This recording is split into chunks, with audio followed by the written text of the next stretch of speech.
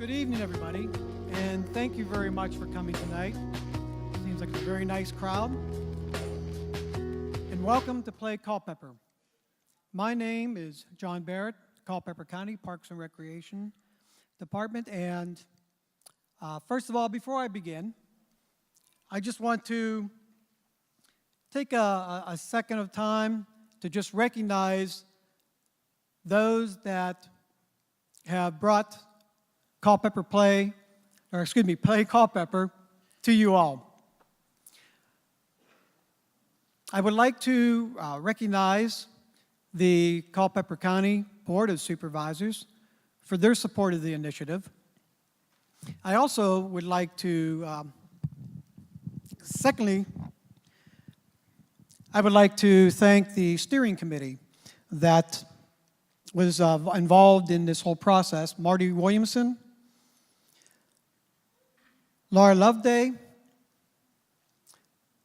Michelle Edwards, Tom Crossley, and Charles Rapp. Those individuals used their time and their expertise, actually, to design the scope of work. That then was the foundation for the RFP, or the request for proposal. I'd like to thank the Culpeper Parks and Recreation staff, Tabitha Riley, Kathy Folger, Mike Skelton, Ross Schiffitt, along with Laura Loveday from the Planning Department, for their time and their energy in preparing and organizing this evening's meeting. Thank you very much all. Thank you. Appreciate it. Good evening. As John mentioned, my name is Charles Rapp. I'm the planning director for the town of Culpeper.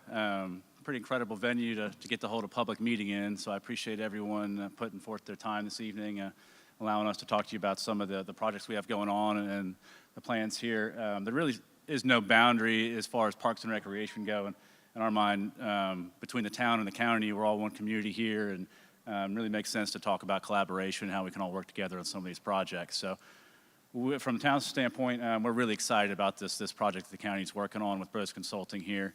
I think it'll really help to establish a long-range vision for the community's needs as far as parks and recreation, and I think it'll really lay the framework to continue moving forward in the right direction. So with that, I'd like to tell you a little bit about some of the existing parks we have, some of the things we're working on, and then some of the more long-range planned projects that we have, and just give a quick overview of that. So this is just kind of a quick map of what we have in the town currently.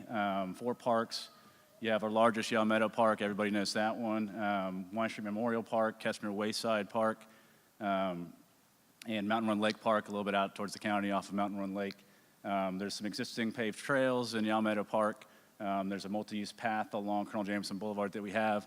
And we do have some projects planned within those parks for improvements. So just a quick overview, Yale Meadow Park. Recently completed the skate park renovation a few years ago. That's been a big success. We've got paved walking trails, we've got pavilions, a variety of recreational fields throughout that park.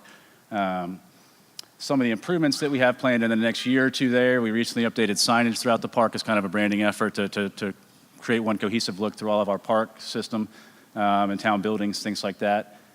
This spring we will be repaving and expanding the existing walking path throughout the park to a 10-foot wide path, fix some of the deficient areas in that path. Updating the signage, there's old historical markers and interpretive panels throughout that park that we'd like to refurbish and convey some new messages and things like that throughout the park. And then we're also working with the Sons of the American Revolution on a potential Minutemen monument that would go in the park, commemorating the rich history of Yale Meadow Park and what happened there many years ago. Also provide kind of a plaza seating space that would be very beneficial throughout that park. This Mountain Run Lake Park, a little more of a passive setting. Again, pavilions to rent, some fishing out there. We recently constructed a dog park out there. And then we do have a long-range plan for that with additional walking trails, recreation fields, expanded parking that we hope to be able to accomplish in the next few years out there. Wine Street Memorial Park, completed a few years ago. We have a playground out there, Veterans Memorial Monument, and then walking path throughout that park. It's really more of a smaller neighborhood scale size park, walkable from the surrounding neighborhood. Also, last is Kestner Wayside Park, small linear park along Madison Road there, picnic benches, seating areas outside. And this map here kind of conveys a little more of these planned projects, some of the long-range vision of where we'd like to go in the towns, the potential new parks. We'll get into a little more detail on some of the planned multi-use trail systems throughout the town to really emphasize connectivity. And one of the other things we're really focused on is trying to capitalize on the lakes that we have here in town. We have Lake Pelham, we have Mountain Run Lake, huge asset that we feel could really get people out active and out moving. And become a major asset to the town, both from outdoor recreation to a tourism economic development driver, and a lot of opportunities there. So one of the most exciting things we had going on in the town was this 33-acre piece of property that was recently acquired off of Madison Road. And this property was originally acquired due to the potential for several well sites out there for drinking water. And then it doubles as an opportunity to create a large park for the town on the side of town that's really underutilized or served with access to green space, to parks, recreation. So we worked with the town's planning, Parks and Recreation Commission over the course of about 6 months, developed this master plan here. Incorporates a lot of different walking trails, potential disc golf course, pavilions to rent, playgrounds. One of the things we're excited about here is a splash park, kind of thing for the kids to play in the warmer months. Maybe an outdoor amphitheater that could kind of host local concert series or things like that out there, parking areas, and a lot of potential out there. So this is just kind of some example imagery of what we have planned for that park. Currently working on a grant with Department of Transportation to improve access into that park and some parking areas, some public restrooms, things like that out there that we hope to get in the next 1 to 2 years out there. It's another big property that's a focus that you may have heard about. Spring Street property that the town has. We have an old electric plant out there, an old water treatment plant, buildings that have been vacant for a number of years. And we kind of got to the point where we need to make a decision as to these buildings would either need to be demolished and cleaned up. They're becoming a liability. Otherwise, we're looking at what can we do to maybe take that money that it would cost to demolish those buildings and reinvest in them and turn them into an asset, again, and maybe a potential parks and recreation opportunity for the town. It's close proximity to Yalmeadow Park, just hopping over Mountain Run in the back there. It connects right to the walking trails back there. It's centrally located in town. It may be an excellent opportunity to maybe partner with the county on this one and find some opportunities to provide some indoor recreation for kids during the colder months, some art classes or things like that, some additional opportunities that certainly the community has expressed a need for recently. So we hope to continue working with that. Over the past year or so, we've worked just to kind of clean up the site. We've been gutting the buildings back to a shell condition so that we can kind of assess what we can do with those, their potential. Improve some drainage on the entrance road back there, some parking to the rear. Recently set up a program with the Virginia Cooperative Extension to do a demonstration garden in the back of the property, and they actually started out there today. And so they'll have a public garden out there for teaching and working with members of the community, growing vegetables, things like that, and kind of hopefully create this as an asset and a connection point that people can work on. So another big project that I'm sure you've heard about, there's some modifications that'll be taking place to the Lake Pelham and Mountain Run Lake dam structures to meet new requirements for flood safety, flood control. And it will free up space on both dams that was currently used as a green spillway. It's perfect for a recreation field, so there's certainly some opportunities there that we'd like to explore. So there's opportunities. This is at the Lake Pelham one near Lakeview subdivision. There's another space like that in Mountain Run Lake Park that will hopefully provide additional opportunities, maybe connection points that we could connect to through Yalmeadow Park, things of that nature.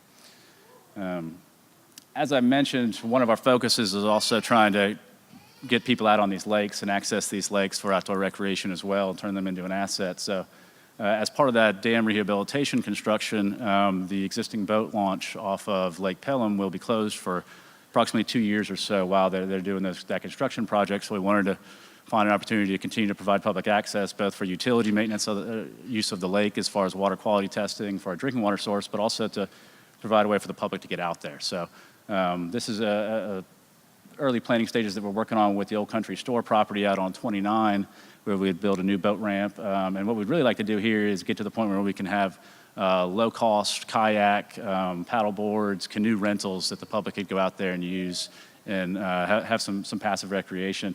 No motorboats or anything like that, but gas-powered boats, but at least you can be out there, paddle around the lake, and really finally get out there and use it.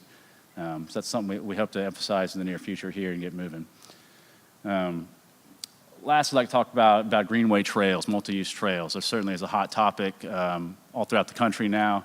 Provides an opportunity for alternative transportation to get from destinations, to connect neighborhoods to park systems, to get people outside walking, just exploring nature and out of your car. We currently have, a few years ago, we did a Greenway Trails plan, identified a variety of different trail opportunities. Culpeper, it's a unique location here. We've got a lot of stream corridors and things like that that can really become an asset with trails that otherwise the land might not be used for much else development-wise, but you could certainly use it for trail development. So I'll highlight one project that we currently have right now with the grant with Department of Transportation as well. Involves some improvements along Sperryville Pike. It would provide a multi-use trail connection from the roundabout at 522 into Yow Meadow Park, where you currently have a multi-use trail that ends at Colonel Jameson Boulevard. So you provide that final connection into the park so you could continue that path. Also, it will incorporate some sidewalks up near Sperryville Pike where they're lacking right now in front of the Fairview Cemetery. Just a quick little idea of what that would look like with the sidewalk on the north side of town and the multi-use path on the south side. And the neat thing about this project is the connection point that it's going to provide. You'll have Route 229, which is currently being widened right now through VDOT project. It will have a multi-use path on it from the north end of the town. That comes all the way, connects to Colonel Jameson Boulevard. This missing link there, highlighted in yellow, will connect to Yow Meadow Park. That would connect to the Spring Street facility that I mentioned earlier if we were able to develop that. And then hopefully you could provide that connection on down to the new park off of Madison Road, which is a really unique opportunity to provide basically a continuous multi-use path all the way through the town. And then from there you can kind of branch out and create connection points in the surrounding neighborhoods so folks could all access it from a variety of points. So it's a pretty exciting project, I think, that really unique, that many communities don't have the ability to do this in such a quick approach that we've been able to do with some of these road projects and smaller connection points here. And then finally, just in closing, kind of summarize everything together. As I mentioned, we've got the former Wall property off of Madison Road down there, focusing on additional opportunities near Lake Pelham, and then a lot of connectivity points through trails and trying to find ways that members of the community can access that park system, the trail system, and really kind of create a sense of community and a strong connectivity through the entire town and easy access to these recreation points throughout town. So with that, I'm pretty excited about this opportunity that Culpeper County is working on and the potential that it has, I think, to really build on this and provide some collaboration with the county and what we can do from a Parks and Recreation standpoint within the community. So, thanks.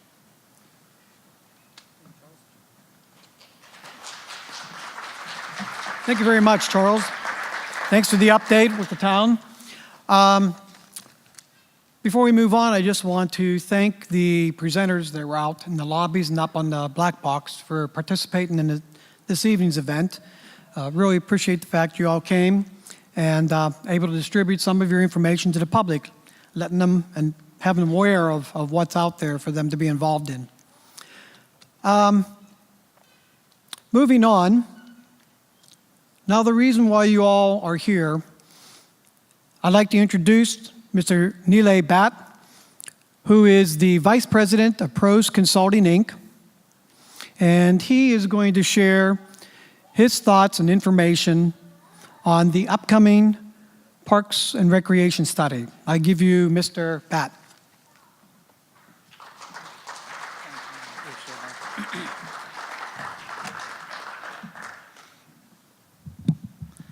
All right. Well, good evening, everybody.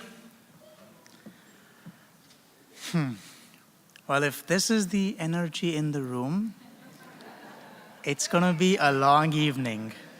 Good evening, everybody. Good evening. Oh, I love it. Well, they asked me to keep it short, so I should be done by 10:30, 11 o'clock at the earliest. I'm kidding. I love to see all these kids here, these troopers. As we're looking at this plan, some of this is a great reminder for who we're planning for, right? In many ways, as we look at this Parks and Recreation Master Plan, it's not talking about what we had in the past, what didn't work, here's the signage that needs to be fixed. It's really about establishing a vision for the future. It's about building a county and tying in with all the cool things you saw that the town's also doing, but creating a vision for a place that we all want to live, work, and play in. And so that's what we want to talk about here. Real quick, going forward, this is a brief outline. I'm going to share with you just the overall master planning process, give you a little bit of sense of a couple of things with the PlayCulpeper website, as well as talk about the demographic projections just to see what would Culpeper County look like in the next 5, 10, 15 years.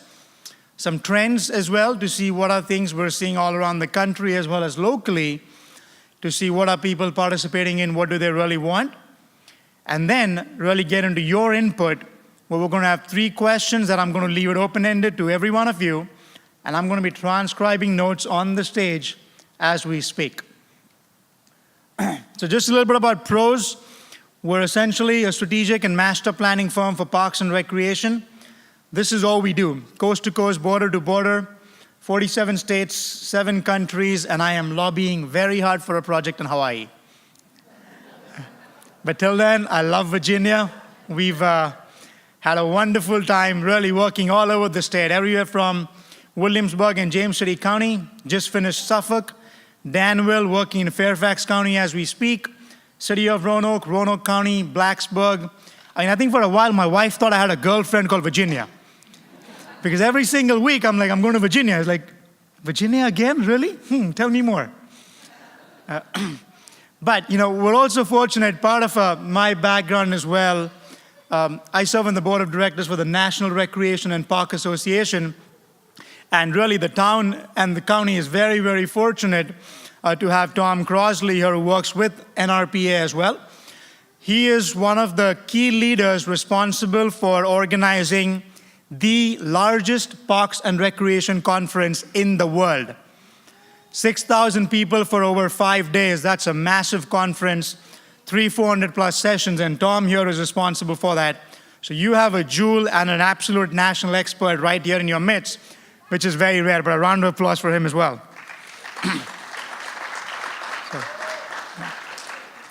So moving into the planning process real quick, speaking of NRPA, this is sort of the filter we're using with respect to the overall planning process. NRPA has created what agencies all over the country are using, and I know we're using it here as well, what they call the 3 pillars of health and wellness, conservation, and social equity. And the intent being that any master planning process we look at, anything we plan for the future, we've got to think in terms of recommendations that address 1, 2, or all 3 of these pillars. So as we look at our recommendations, as we look at this plan, as you look at your vision for the future today, be mindful of how would this help from either a conservation standpoint, from promoting health and wellness, or ensuring social equity, that in such a way that we ensure there's something for everybody in the entire community. So in a very brief outline of the process over the next 8 months, here's what we're going to do. We're going to start off with, where are we today? Where do we want to go? And how do we get there? So the demographics and trends I'm going to show you start off the process of where are we today. We've got a team as well that's going to be assessing the programs as well as the facilities, the parks we have here too. I toured some of the sites today as well. Went to Len Park, we saw the sports complex, gorgeous sites. We're going to be assessing those as well and give a sense of what is the condition of the system today. All of you are here today to tell us, what's your vision for the future? Where do we want to be? What do you want to see more of? Do you want to see more trails? We saw some connectivity. We heard about splash pads as well. What else would you want to see? And then it's for us to put that together in a realistic implementation plan that says, how do we get there? Where's the funding for this going to come from? Who can we partner with? Is something already happening that we can connect with so we're not reinventing the wheel? And in terms of an implementation timeline, this is not an overnight plan. This is a 5 or 10-year plan, looking out 10 years, but realistically about 5. And the reason being, if you think back 10 years ago, how many of you had a smartphone? How many of you have a smartphone today? every single one. 10 years ago, Facebook was 2 people in a dorm. Today, it's the most populous country in the world. 1.6 billion users and counting. The point being, while it's all great to think 10 years out, the rate at which things are changing, it's very hard to accurately look at what might happen in 10 years. I'll tell you, all the master plans we did in 2006 or maybe 2007 and 8, by 2009, they were irrelevant. Because the economy changed so much, people couldn't afford to build anything. They were barely struggling to survive. So what we want to do with this plan is not to have a set in stone that this is exactly what you're going to do, boom, boom, boom, boom, boom, but to have more of a roadmap and an action plan that as things change, as the economy changes, as the population changes, as trends change, as technology changes, you have a living, breathing document that is mindful of your ongoing feedback and can be updated constantly, so you have a document that is relevant, not just now or 2 years from now, but for the next 4, 5, 6, 7 years as well. This is a crowdsourcing website built specifically for the park. How many of you have gone to meetings and on the way back driving home thought to yourself, dang it, I wish I had said that too? I almost always have that happen to me. How many of you have been in public meetings when you come to the very end of the plan and somebody shows up and says, no one asked me, this plan's not valid, I didn't know this meeting was being held? Well, that happens, right?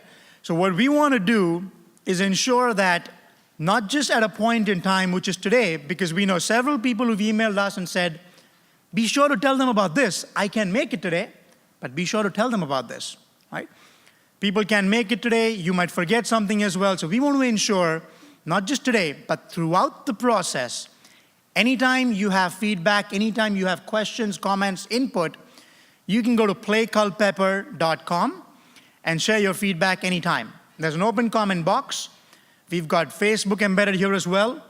About a month or 6 weeks from now, we will have a live online survey link through SurveyMonkey that any of you can go there and share your feedback as well. And also, presentation details from today, all upcoming meetings. As you can see at the very bottom, your key events, says Wednesday, March 30th. Any upcoming meetings that come up, any technical report that is uploaded, you will get to see the plan develop in real time so that when we get to the end of the process, there are no surprises. You have an opportunity to share 24/7, 365 feedback. And so now after 9 months of this, if you don't show up to participate, well then shame on you. Because the county gave you enough chances to do that. And also at the very top, you can see select language. So this can be translated into one of 83 languages in the world, if you so choose to, as well as look at every single aspect of the planning document that's going to be up there as well. It's responsive design, which means you can access from your phone right now, and it will automatically customize to your smartphone, to your tablet, or to your laptop. So you can see it anywhere, anytime as well. So playculpeper.com, if there's anything you want to know about the plan now or later, please feel free to go there and check the information out. So demographic overview. We use the population within the Culpeper County boundaries and a service called ESRI, Environmental Services Research Institute. Looks at census tract data, census data from 2010, estimates for 2015, and from there on we use what's called straight line regression for the next 5 and 10 years. Well, all that mumbo jumbo really means is if you were to take the rate of growth we saw in the last 10 years and extrapolate that for the next 10 years, here's what the county would look like. Well, the good thing is, and no surprise, I think all of you know it, we're a growing population. We're continuing to grow. We're projected to be close to 60,000 people, if not more, by 2030. More importantly, this is from an age segment standpoint, we see 2 key trends. An aging trend on one hand, so that right-hand side, the top right, the purple bar, that is, and I refuse to call them seniors because they don't behave like it, that's the active adult population. But that will be the single largest group in Culpeper County. 1 out of every 3 people will be over the age of 55 in the next 10 to 15 years. Well, on the other end, though, if you notice at the bottom, the blue and the red bar, that is almost consistent over a 20-year period. What that is the blue bar at the bottom is the under 18. The bar above that, the red, is the 18 to 34. So what it tells us is young families, millennials, kids, we're going to have a consistent percentage of them in the population while the 55 plus population grows. So from a planning standpoint, what this means for us is we've got to be thinking of a multi-generational audience. The active adults on one side and the kids, the teens, the young families on the other. So as we look in terms of experiences, it's not about, well, the kids can go here, the seniors can go there, the teens go here. It's about how do we bring the community together? How do we create experiences in a county that's diverse, that's growing, that in some ways is aging, but also has a large youth population? How do we create that sense of community and amenities, programs, events that bring the community together? That's going to be important. The other piece, and this is from a race and ethnicity standpoint, we're continuing to get more diverse. About 1 out of 4 people in the county right now are what the census calls some other group, black alone, Asian, some other race, or 2 or more races. Right? Now the reason this is important is, one, if you look at the overarching projection over time, by 2042, as a country, we're expected to be a minority-majority country. There will be no single largest group, but also as you look at race and ethnic groups, there are different recreation participation trends.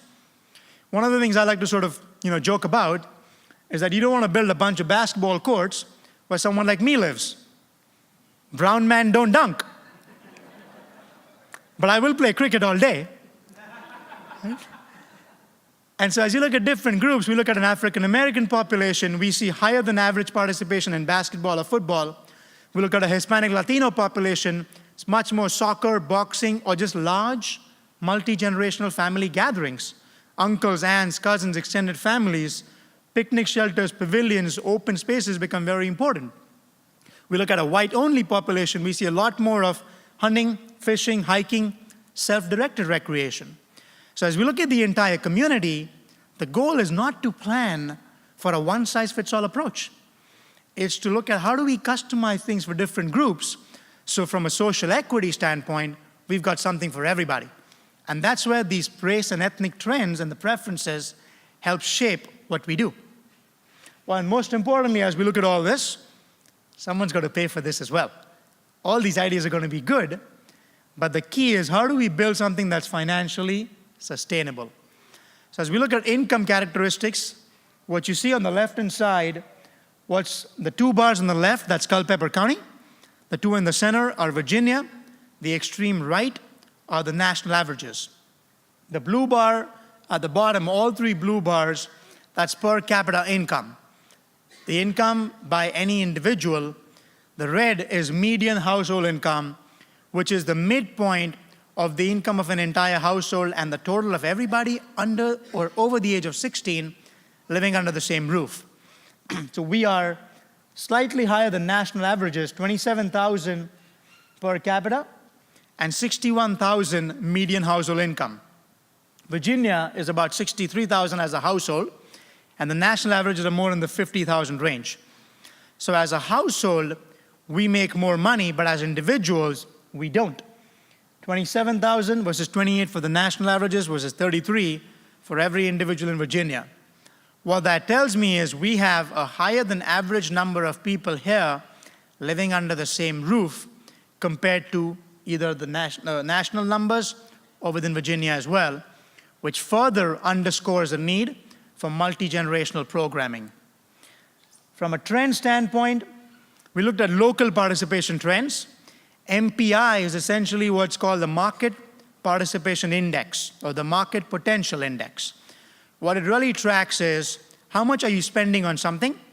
If you spend more money on basketball or baseball equipment, the assumption is that that is a more popular sport or an activity in Culpeper County. So as we look at all these different activities, golf, fishing, biking, canoe kayaking, backpacking, and hiking are significantly higher than average. So if 100 is a national average, 120 means we are 20% higher than national averages in terms of spending on hiking, outdoor adventure, canoe, kayaking, or biking. And frankly, that doesn't surprise me one bit. Every project we've done in Virginia, and frankly, anywhere I go in the country, I often talk about why it's so cool to come back here and work, is because in my opinion, in all the work we've done, and I've done probably 150 of these master plans, Virginia, Carolinas, especially North Carolina, Colorado, and California, and the Northwest, Oregon, Washington, they are among the most active and outdoor-driven communities. People move here for a reason because they love the outdoors, they love open spaces, and they value it. And so that's why I see a lot more spending on things like this as well. Let's be real, for me, just coming here, even driving through to come here is far more fun than driving through Indiana. It's as flat as I can see, as far as I can see. But so these tell us again that these are things people are very interested in: walking, jogging, biking, swimming. So whether it's aquatic activities or whether it's trail connectivity, those also are much higher here than other places, which one would realistically think could translate into those kinds of facility, amenity, or program needs. I know some of you are taking pictures, feel free to, but also know that I will upload this presentation on PlayCulpeper.com. So if you want to go back and access, you will have all of this at your disposal as well. So once we get through this, some other types of activities, and this is more just overall recreation. Have you attended a game, local high school football game, went overnight camping, or spent more than $250 on a sports or recreation equipment? All of those, you score much higher than average here in Culpeper County than other places. So what it tells me is here, this is a value. It's something you're willing to pay for because you appreciate that, as long as it serves the community's needs. So now the key for us is to look at what does the community need. So I'm going to get an easel and chart paper here.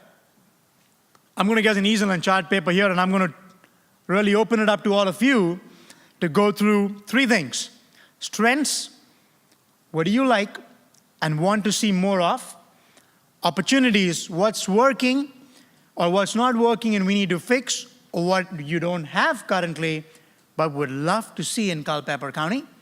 And then we'll go around and ask you for your most important priority to say, from a funding standpoint, from a reality standpoint, if there's one thing, one outcome of this plan that you said, we absolutely have to do this, what would that one outcome be?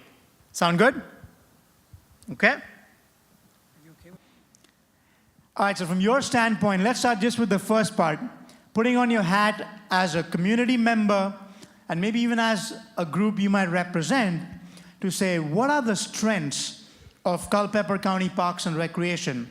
What do you absolutely like and said, yes, this is great, we love that, please keep doing more of it? What would the strengths of the system be?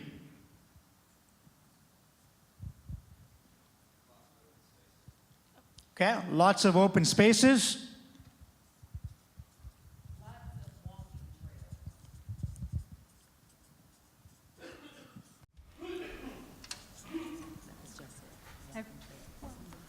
All right, lots of walking trails. Great. For those of us that are senior citizens, and I'm talking about now, 55 is not a senior citizen. The two of us sitting here are in our 80s. And our group meets in the library once a week. We can't grow any farther because we have no meeting place. So that we Hold on to that grow. thought, sir, because that's an opportunity. Well, when we get to that, I'll ask you for that again. Right now, let's focus on the strengths. Our strength is that 33% of the people are voters, and those under 18 are not. So when you look at that chart you give, we're over half the voters in the area. Okay. What else? What else about the Parks and Recreation? Yes, sir. Sports fields, what about that? Okay.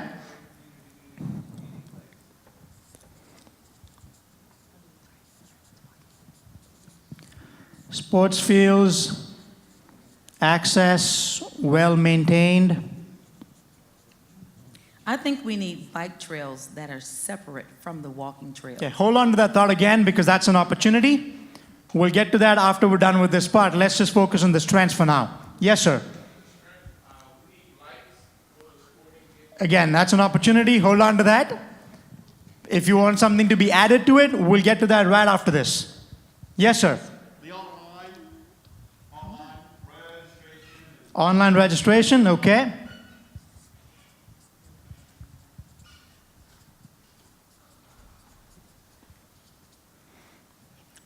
All right.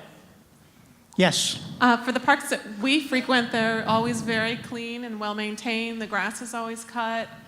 If there's ever a tree down, one day I see it, and the next day they're in there cleaning it up. So it's always very well-maintained. Okay, so well-maintained parks and responsive staff. Is that okay? Get her pizza, beer, whatever she needs afterwards, right?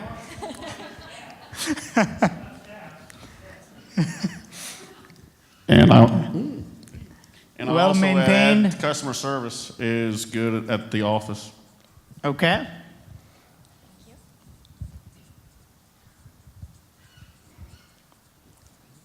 Responsive staff. Lakes and ponds. Okay. Sorry, go ahead. Yes. Did you say something? Yes, there's Oh. a system. There's a system of classes and other activities that people are interested in that you can register for through the Parks and Recreation. That's a really nice beginning. of Okay. Something that. So I is think it the that's a online strength. system that you're talking about? It's online or just in general. You can phone Excellent, call. okay. You can call in or you can go online. But the point that I'm making is that people have a lot of interests that are addressed through these short-term classes. Got it.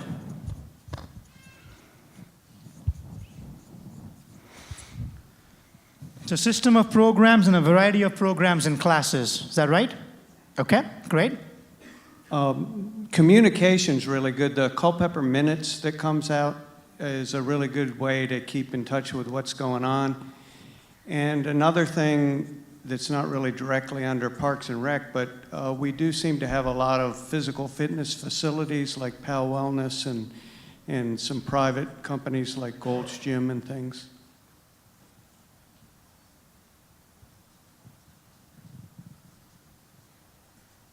The other thing is we have great support from our town police, and we always feel secure when we have events. The police are always there, and they get engaged with the kids and involved, and it's a really good communication that way.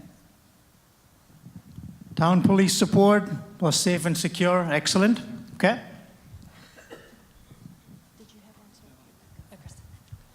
We have one in front here. Yeah, Tabitha, can you hear all the me? way up front. Yeah. Yes, sir. Yes, most of our parks are set up so that they could be used year-round. Yep. Great point.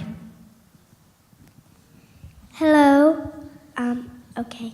So, I really like the birds because they're colorful and they're pretty. I like the birds because we really like the birds because they're colorful and they're pretty and they're soft.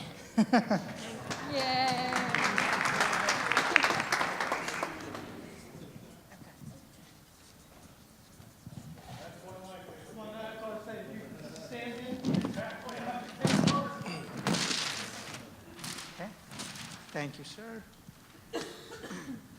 Any other strengths? Yes, sir. I just like to say that I think it's an embarrassment to this town that we doesn't have a community center. Hold on to that because that's the opportunity part. Are there any other strengths? Otherwise, I can segue into the opportunity with you right here. Yes, ma'am.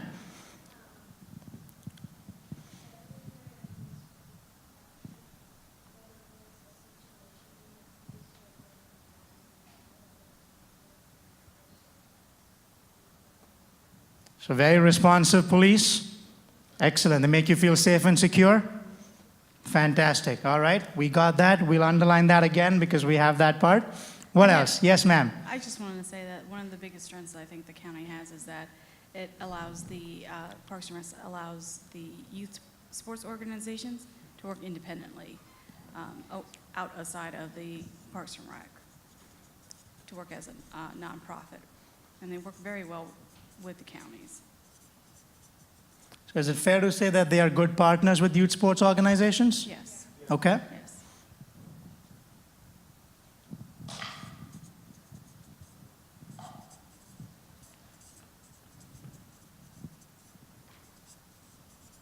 Excellent.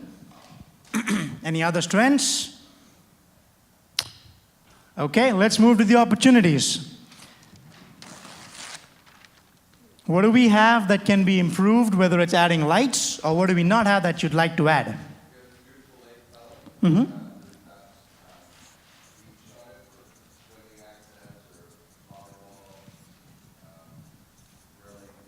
Okay. So beach access at Lake Pelham?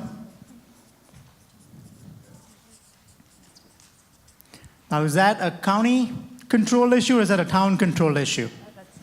Lake So that- Pelham is a town park. So that's a town issue. So within this, we can make a recommendation because we'll certainly interact and partner with the town. But I don't think that's something the county might be able to address directly. Yes, sir.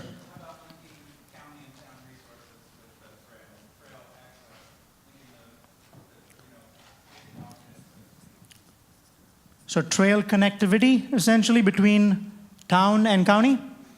So I'm going to sort of pose this back to you just to sort of stretch your thoughts. What about regional train connectivity? So going outside the county as well to connect, to get people in county as well. Would that also be important? Yeah? Okay.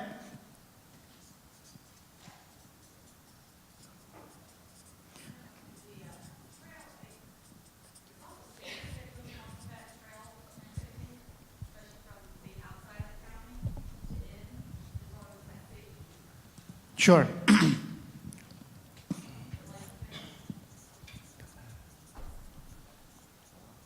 Okay, so safety is important as well. Yes, sir. I think the community center would be a good asset for people to look at as they traveling through with children to, if they decide to move into the community. Okay. That'd be a great So help, success. I'm going to try to think a little bit deeper into this. Help me understand what you have in mind in terms of what could be in the community center. What are the kinds of things you're envisioning? I'm envisioning arts and craft, family reunions, Okay. things for kids to play with, and basketball, football games, because it's okay to play outside all the time. Right? It's not, I take that back. Yeah. But when I see the kids at the park playing football, that's all they can do, just play football. But where do they go? Like if you had a recreation center or something, we can have a league or something. Okay. Friday night football games, stuff like that. Way after you leave work, you can go relax with, watch the games. Okay, and got it. everything. So how many of you, anybody else, have community or rec center in mind? Oh, wow, okay. A few. So maybe for some of you, is there anything else? What the gentleman said here was, give me a second, I'll address to that. Arts and craft, there could be meeting/gathering spaces. There could be gym space as well. Those are some of the broader categories I heard. Is there any other category within the recreation center? Yes. So my question is, with you being a consulting firm, and if, for instance, we wanted to bring a community center in, you're discussing what that would look like. With the YMCA, when it's brought in, they also do kind of a consulting, to my understanding. And is that something that you would tie into in this process, or is that something that has to be completely revisited if we wanted to look at a Y? It's both. So if, based on what you're saying right now, and we'll also have a statistically valid scientific process that's done. So if from all of that, if a community center or let's just say indoor recreation space comes to be a high priority, then the master plan's recommendation would be doing a feasibility study and a business plan for that. I wouldn't feel comfortable recommending a multi-million-dollar space just as of this without looking at what's the best site, who could potential partners be, what kind of programs or amenities can go in there, will it have an aquatics component or not, because that changes a lot. And then looking at from your standpoint, what are you willing and able to pay not just to build it, but also to help operate that. Would you partner with, we did want a YMCA specific, would you partner with that feasibility study, or would you be in charge of that? Either or. I mean, Okay. we're doing places, I'm working in Carlsbad, California, where we're looking at YMCA, local hospitals, corporations, and the Boys and Girls Club all together. So at this point with partnerships, any and all are on the table, but that's not within the systems master plan. The master plan will recommend one big legacy move to say the first thing should be, as part of the implementation, do a feasibility study and business plan in year 1. If it's feasible, then go back to the community to ask for support, and if there is, then design, build, and operate that. So if we're coming in, what we would like to see, aquatic center would be awesome. Okay? So within the rec center, I'm going to add the aquatic center piece with that as well, but what other elements within the rec center would you like to see? I know lots of you raising your hands. We'll certainly get to all of you. Okay? Yes. Good evening, sir. Some of the things that came to mind when I thought about a rec center, you know, for example, having a racquetball space for kids to play racquetball. You know, in addition to indoor basketball gym, indoor swimming pool. These were some of the amenities and things that I was afforded growing up in the community that I grew up in. Okay. And it made a world of a difference. And there were so many other things, such as a dance, you know, slash dance studio, you know, where the kids could come and they had a tutor, mentor there that would teach them how to do, you know, ballet and so forth. And so these are some of the other things that I envision as a community member. Excellent. As it relates to Okay. communities. Okay. Let's wait for the mic to come to you, because there are some people who have the mics next to them and they've been patiently waiting. Go ahead. More fishing ponds. Sorry, what was that? More fishing ponds. Fishing ponds, okay. And let's Yes, look at all the other amenities within the rec center as well. Yeah. Go ahead, yes, sir. I think you want to be conscious of distributing the parks both to the south, the north, and in the center.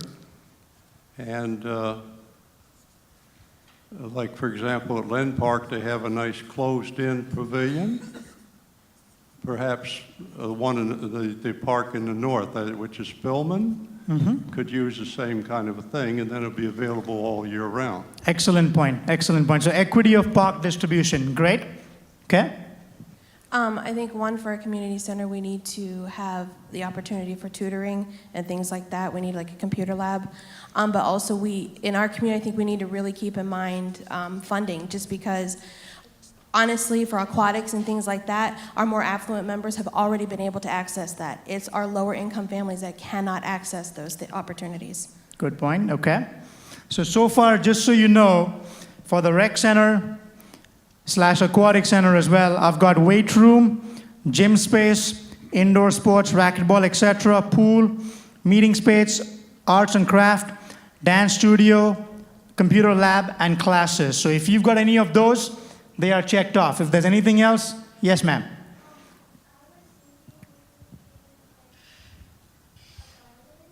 A community garden? Oh, beautiful, okay.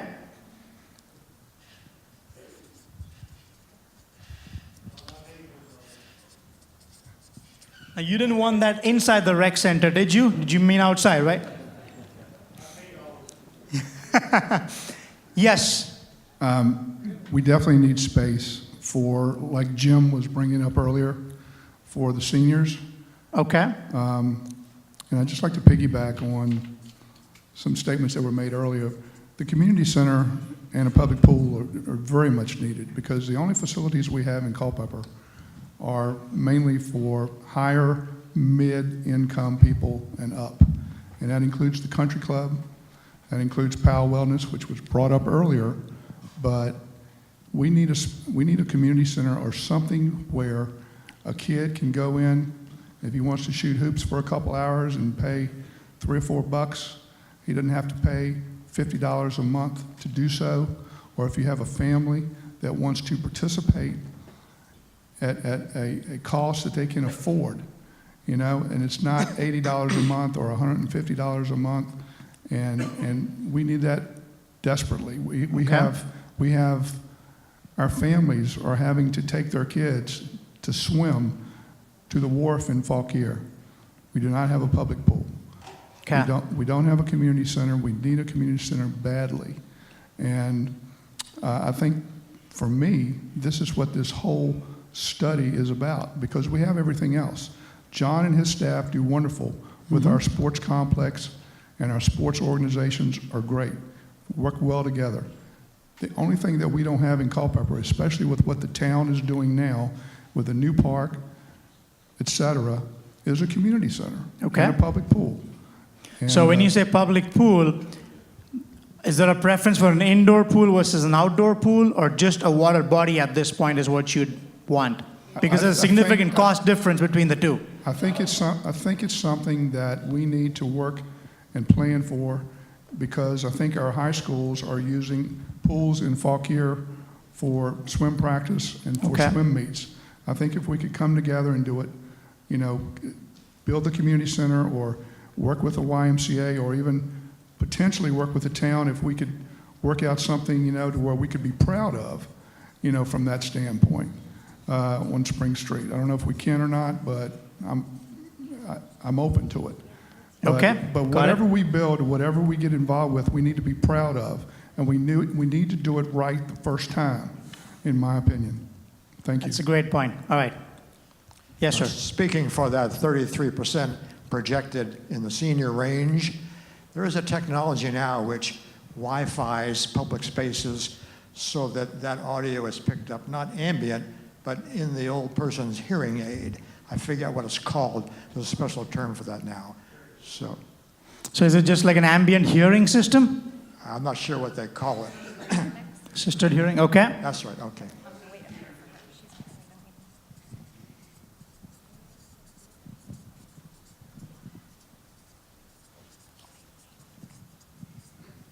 Okay.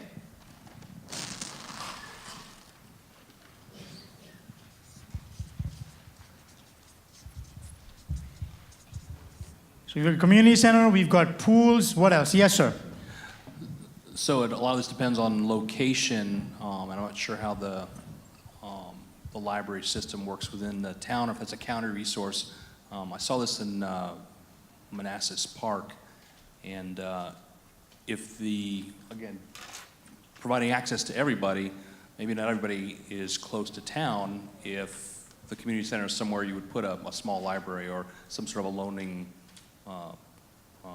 process, so that it's, again, you have families coming to do recreation. It's another opportunity to have them interact with the library system. Can I add to that? I want to underscore, I heard someone mention earlier tutoring, and I'm not sure your notes have captured it. I think it's important for us to look at a rec center that has tutoring, a mentoring program, perhaps a big brother, big sister program. I'm hearing a mention of a YMCA. I want to encourage us to think about a YMCA/YWCA, which could offer programming as well that's directed specifically to women and girls, but broaden the scope in terms of looking at an organization to collaborate with. Okay, great, thank you. Yes, sir. In terms of the cost of an aquatic facility, one of the things that scares most communities is the cost of building a pool and the maintenance of the pool. An indoor facility, you imply that there's a big difference in cost between an indoor pool and an outdoor pool, and that's the case. There is a hybrid solution to that as well. I've lived in France, and I've been in an Olympic 50-meter sized pool that actually is open air for the summer months in a very similar climate to here, hot in the summer, cold, snowy in the winter, with a large retractable roof. Right. That makes the building costs far cheaper and the maintenance costs far cheaper. The additional bonus is that you have a full year revenue stream coming out of that pool rather than you would have in a traditional open air pool.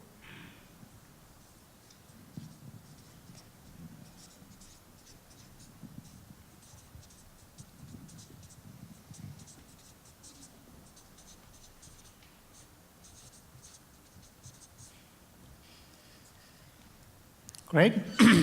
You need a mindfulness space inside of your center that is soundproof, that you can do yoga, meditation, and things where folks need to have that quiet space to utilize. So a room that has soundproofing in it to do those things of mindfulness.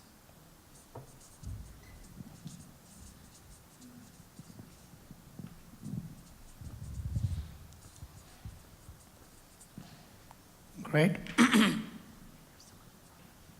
Sorry, just one last. Yes.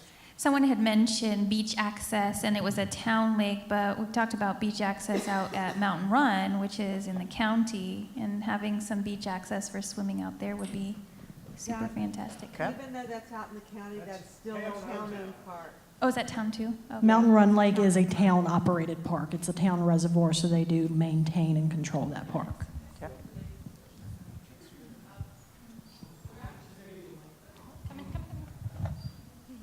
The Rappahannock River is the border, and the Hazel River are big rivers here in Culpeper.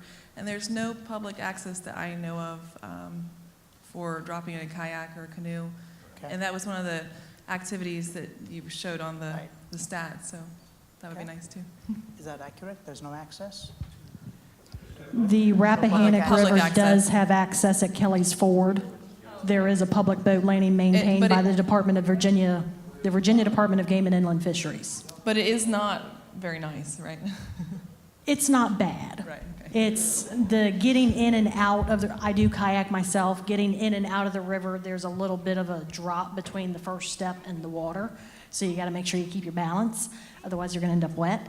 But it's not a bad boat launch. I'd like to see trails from parks to park. I think it'd be nice and safe for my daughter and I to ride our bikes or walk from park to park. Those bike lanes?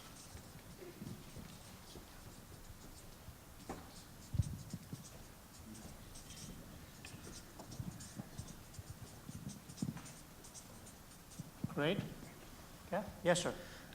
I think splash pads are a great alternative to outdoor pools. Okay. They're much more cost efficient. You don't have to pay lifeguards, employees to manage them. Okay. Isn't the town, Chris, you mentioned in the plans, right? The town's putting in one already? Okay. So you're saying over and above that, after what the town has? Spillman Park, there's so much open space there. It'd be a Okay. perfect spot for people on that end of the county to take advantage of something like that. And again, without the maintenance of a pool. I think that's, lots of other counties. Loudoun County has them all over the place. Prince William County's starting to pop them up everywhere. And I just think it's a great attraction and Okay. really could Great. help the kids, yep. What else? What other opportunities? Yes, sir. Lines for our existing sports fields. Any specific ones or just across the board? Across the board. Okay.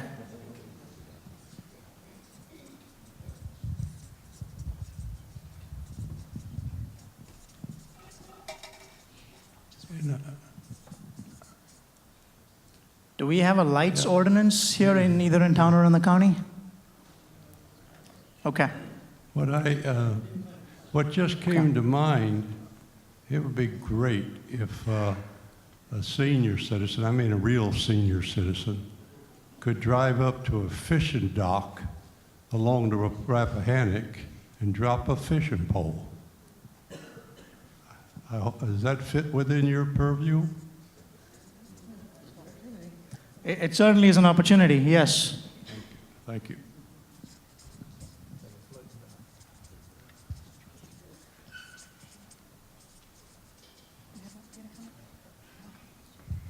Great. Yes, sir. Equestrian, this is a big equestrian community, so we need have some better trails and maybe some arenas and indoor and outdoor arenas for people to ride their horses. We have a lot of people that board, but not a whole lot of places for them to take their horses. Great. Okay. Yes. We need to make sure that our community members with disabilities can access the parks more easily. I think even the playground equipment is not conducive to children in wheelchairs or who have any special needs as far as physical needs. So I think we need to take that into consideration with our existing parks. Great point. Okay, yes, sir. Access to more practice facilities for the area, for youth Okay. football. And what the gentleman was going to, about the lights, it was gonna be a proposal for the football field, the baseball field, and the soccer field to spread the love. I think he said across the board, so he meant all the fields.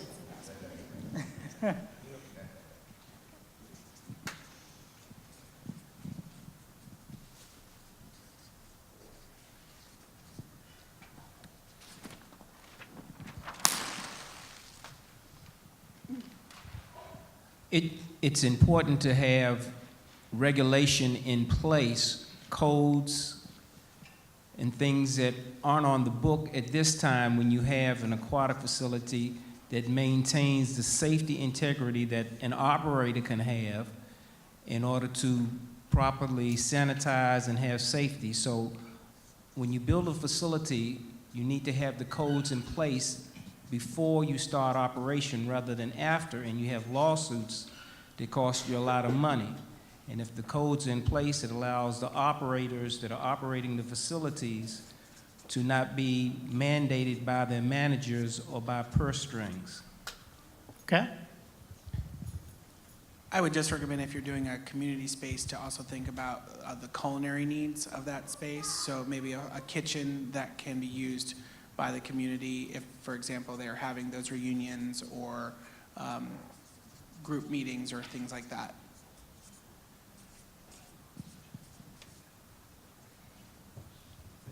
Okay. So I'm going to go, I'll take one more person and then I'm going to go to the last question as well. Yes. Someone mentioned playgrounds for children with disabilities.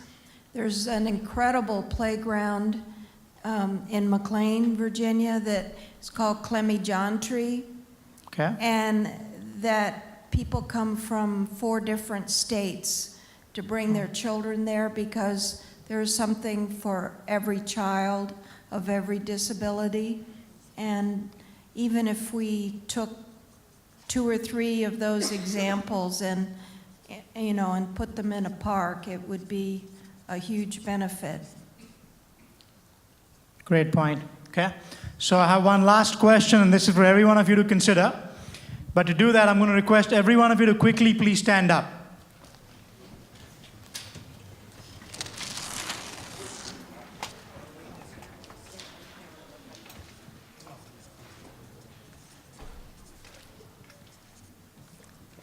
All right.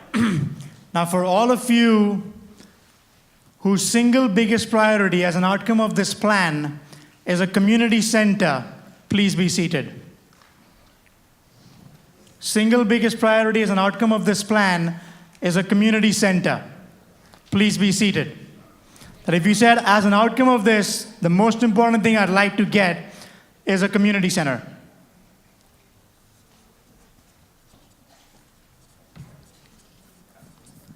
For those of you, the single biggest, most important outcome is an aquatics feature, either indoor and or outdoor pool. Please be seated.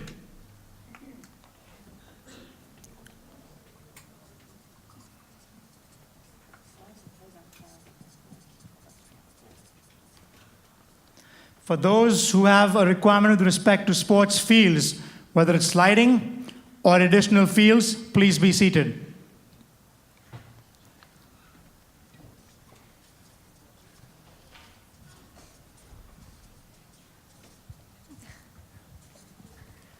Those who have trails, walking, biking, hiking, equestrian trails, or trail connectivity as your most important priority, please be seated.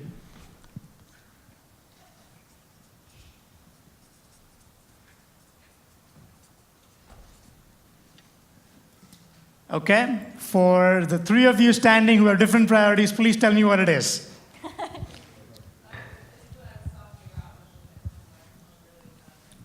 Water access? Okay. Okay. So John, now's the time for my shameless plug. I'd like to see the open spaces used. We have a large obesity problem, not only for the youth, but across the lifespan. And one way to do that is put disc golf courses in various parks in the county.